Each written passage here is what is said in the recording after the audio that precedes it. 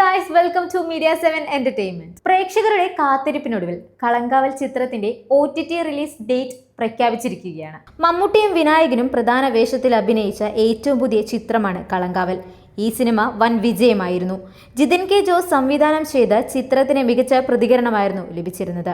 ഇപ്പോഴിതാ ചിത്രത്തിന്റെ OTT release പ്രഖ്യാപിച്ചിരിക്കുകയാണ്. ജനുവരി 16-ന് സോണി ലൈവിൽ ചിത്രം സ്ക്രീൻ ചെയ്യാൻ ആരംഭിക്കും. ഡിസംബർ 5-ന് തിയേറ്ററുകളിൽ എത്തിയ ചിത്രം മമ്മൂട്ടി കമ്പനിയുടെ ബാനറിൽ മമ്മൂട്ടിയാണ് നിർമ്മിച്ചിരിക്കുന്നത്. സമീപ വർഷങ്ങളിൽ താൻ തിരഞ്ഞെടുത്ത ഏറ്റവും അസാധാരണമായ വേഷങ്ങളിൽ ഒന്നായിരുന്നു കളങ്കാവലിലെ എന്നാണ് മമ്മൂട്ടി പറഞ്ഞത്.